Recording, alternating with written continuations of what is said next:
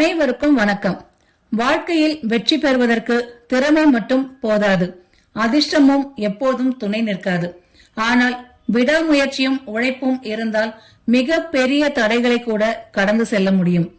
ஒரு சிறிய குருவி தன்னால் முடியாதது போல் தோன்றிய ஒரு காரியத்தை சாதிக்க முயன்றது. அந்த முயற்சி இறுதியில் அதற்கு வெற்றியை கொடுத்தது. அப்படிப்பட்ட உழைப்பின் உன்னதத்தையும் தன்னம்பிக்கையின் வலிமையும் உணர்த்தும் ஒரு அழகான கதையை இப்போது பார்க்க இருக்கின்றோம். கதைக்குள் செல்வதற்கு முன்பாக எங்கள் சேனலை சப்ஸ்கிரைப் செய்து பெல் பட்டனை அழுத்துங்கள்.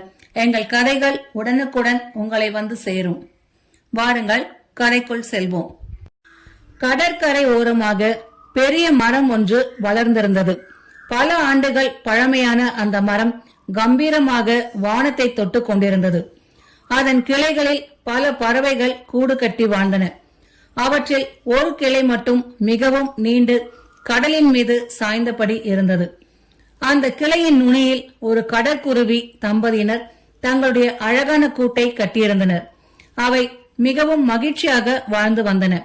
ஒரு நாள் பெண் குருவி 4 அழகான முட்டைகளை இட்டது. அந்த நாளிலிருந்து இருவருக்கும் புதிய கனவுகள் பிறந்தன. நமது குஞ்சுகள் எப்படி இருக்கும் என்று பெண் குருவி தினமும் கேட்கும். உன்னை போலவே அழகாக இருக்கும் என்று ஆண் குருவி சிரித்தபடி பதில் கூறும். இருவரும் மாறி மாறி முட்டைகளை அடைக்காத்தன. அவற்றின் உலகமே அந்த 4 முட்டைகளாக மாறிவிட்டது. நாட்கள் நகர்ந்தன. ஒரு மாலை நேரம் வானம் திடீரென கருமேகங்களால் மூடப்பட்டது. கடலில் அலைகள் கொந்தளிக்க தொடங்கின. பலத்த காற்று வீசியது. மரம் முழுவதும் ஆட ஆரம்பித்தது. கிளைகள் சடசடவென்று அசைந்தன. பெண் குருவி பயந்து போனது. இந்த புயல் மிகவும் மோசமாக இருக்கிறது, எனக்கு பயமாக இருக்கிறது என்றது. ஆண் குருவி அதற்கு ஆறுதல் கூறியது. கவலைப்படாதே, நாம் கூட்டை வலுவாக கட்டியிருக்கிறோம் என்றது. ஆனால் இயற்கையின் சக்தி மனிதனாலும் விலங்குகளாலும் கணிக்க முடியாதது. சில நிமிடங்களில் காற்றின் வேகம் மேலும் அதிகரித்தது. ஒரு மாபெரும் அலை கரையை நோக்கி பாய்ந்தது. அதே நேரத்தில் ஒரு கொடூரமான காற்று அடித்தது. படார் என்று ஒரு கூடு கிளையிலிருந்து நழுவி கீழே விழுந்தது. அது நேராக கடலுக்குள் விழுந்து அலைகளில் மறைந்தது. ஒரு கணம் குருவிகளுக்கு என்ன நடந்தது என்பதே புரியவில்லை. அடுத்த கணம் உண்மை புரிந்ததும் அவை அலறின. எங்கள் முட்டைகள்! பெண் குருவி துயரத்தில் கதறியது. அது கடலுக்கு மேலாக பறந்து கொண்டே அழுதது. என் குழந்தைகள், என் குழந்தைகள் என்று கதறியது. அந்த குரல் கேட்டு மற்ற பறவைகளுக்கே கண்களில் கண்ணீர் வந்தது. ஆனால் கடல் எந்த பதிலும் சொல்லவில்லை. அலைகள் மட்டும் தொடர்ந்து ஆர்ப்பரித்தன. சிறிது நேரம் கழித்து ஆண் குருவி அமைதியாக யோசிக்க தொடங்கியது. இப்பொழுது அழுது கொண்டே இருந்தால் பயனில்லை, ஏதாவது செய்ய வேண்டும் என்று எண்ணியது. பெண் குருவி கண்ணீருடன் கேட்டது, என்ன செய்வது? இவ்வளவு பெரிய கடலில் நமது முட்டைகளை எப்படி கண்டுபிடிப்பது என்று கேட்டது. ஆண் குருவி உறுதியுடன் சொன்னது, ஒரு வழி இருக்கிறது என்று. என்ன வழி என்று கேட்டது பெண் குருவி. இந்த கடலை வற்ற வைக்க வேண்டும் என்றது. பெண் குருவி அதிர்ச்சி அடைந்தது. நீ என்ன சொல்கிறாய்? இந்த பெரிய கடலை நாமா வற்ற வைப்பது என்றது. ஆம், முடியுமா முடியாதா என்பது பின்னர், முதலில் முயற்சி செய்வோம் என்றது ஆண் குருவி. ஆண் குருவி தொடர்ந்து சொன்னது, நமது அலையில் எவ்வளவு நீர் கொள்ளுமோ அவ்வளவு நீரை எடுத்து சென்று தொலைவில் கொட்டுவோம், மீண்டும் வந்து எடுப்போம், தொடர்ந்து செய்வோம் என்றது. பெண் குருவி சில நொடிகள் அமைதியாக இருந்தது. பிறகு தலையை உயர்த்தி சொன்னது, என் குழந்தைகளை காப்பாற்ற வேண்டும் என்றால் நான் எதையும் செய்வேன் என்றது. அன்றே அவை வேலையை தொடங்கின. அலகில் 2 சொட்டு நீரை எடுத்தன. பறந்து சென்று தொலைவில் உமிழ்ந்தன. மீண்டும் வந்தன. மீண்டும் எடுத்து சென்றன. இப்படியே மணிக்கணக்கில் செய்தன. அதை பார்த்த நண்டு ஒன்று சிரித்தது. ஏய், நீங்கள் என்ன செய்து கொண்டிருக்கிறீர்கள் என்று கேட்டது. கடலை வற்ற வைக்கிறோம் என்றன. நண்டு சிரித்து உருண்டது. உங்கள் ஆயுள் முழுவதும் செய்தாலும் ஒரு அங்குலம் கூட குறையாது என்று கேலி செய்தது. சில மீன்களும் கிண்டல் செய்தன, இவர்கள் பைத்தியமாகி விட்டார்கள் என்று. ஒரு ஆமை கூட சிரித்தது.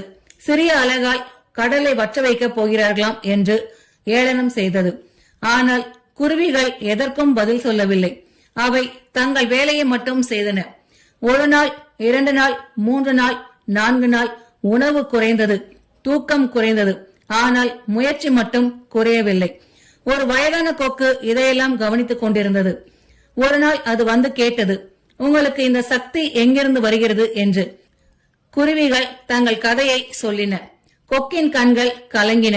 உங்களுடைய அன்பு உண்மையானது, நானும் உதவுகிறேன் என்றது. அன்றிலிருந்து கொக்கும் நீரை எடுத்து செல்ல ஆரம்பித்தது. அதை பார்த்த வாத்துக்கள் வந்தன, பிறகு காகங்கள் வந்தன, பிறகு அன்னங்கள் வந்தன. இவ்வளவு சிறிய குருவிகள் கூட கைவிடவில்லை. நாம் ஏன் கைவிட வேண்டும் என்று அவை கூறின. சில நாட்களில் நூற்றுக்கணக்கான பறவைகள் ஒன்று சேர்ந்தன. கடற்கரை முழுவதும் பறவைகளின் கூட்டம் காணப்பட்டது. ஒவ்வொரு பறவையும் தன் பங்கிற்கு உழைத்தது.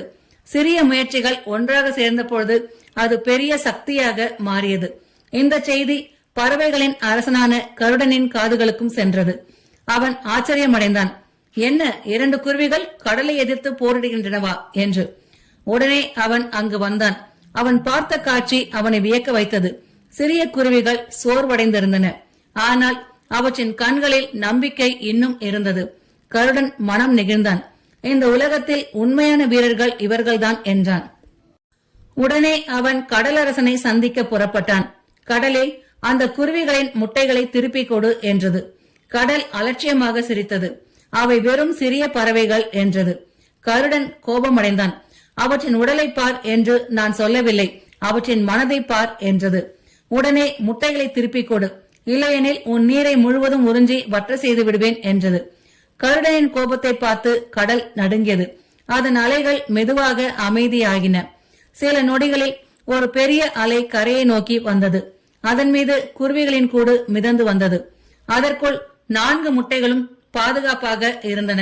அதை பார்த்த பெண் குருவி மகிழ்ச்சியில் அழுதது. ஆண் குருவியின் கண்களிலும் கண்ணீர் வழிந்தது. அவை கருடனுக்கும் மற்ற பறவைகளுக்கும் நன்றி கூறின. சில நாட்கள் கழித்து முட்டைகள் பொரிந்தன. அழகான 4 குஞ்சுகள் வெளியே வந்தன. அந்த குஞ்சுகளை பார்த்தபொழுது குருவிகளின் மகிழ்ச்சிக்கு அளவே இல்லை. அப்பொழுது ஆண் குருவி தனது குஞ்சுகளிடம் சொன்னது, நாம் கடலை வற்ற வைக்கவில்லை, ஆனால் கடலை வற்ற வைக்கும் அளவுக்கு முயற்சி செய்தோம். அதனால்தான் வெற்றி நம்மை வந்தடைந்தது என்றது. அன்பு நண்பர்களே, இந்த கதையில் கடல் என்பது நமது வாழ்க்கை பிரச்சனைகள், குருவிகள் என்பது நாம். நமது சக்தி சிறியதாக இருக்கலாம், நமது வசதிகள் குறைவாக இருக்கலாம், நம்மை பார்த்து பலர் சிரிக்கலாம். ஆனால் நாம் கைவிடாமல் தொடர்ந்து உழைத்தால் இன்று நம்மை கேலி செய்பவர்களே நாளை நம்மை பாராட்டுவார்கள். வெற்றி என்பது வலிமையானவர்களுக்கு மட்டும் சொந்தமானது அல்ல, தொடர்ந்து முயற்சி செய்பவர்களுக்கே சொந்தமானது. விடாமுயற்சி இருந்தால் முடியாத காரியமும் முடியும். உழைப்பை நம்புபவனுக்கு உலகமே வந்து உதவும் என்பதை இந்த கதை நமக்கு உணர்த்துகிறது. இந்த கதை உங்களுக்கு பிடித்திருந்தால் லைக் செய்து நண்பர்களோடு ஷேர் செய்யுங்கள். மீண்டும் இது போன்ற சுவாரஸ்யமான கதைகளுடன் உங்களை சந்திக்கின்றேன். நன்றி.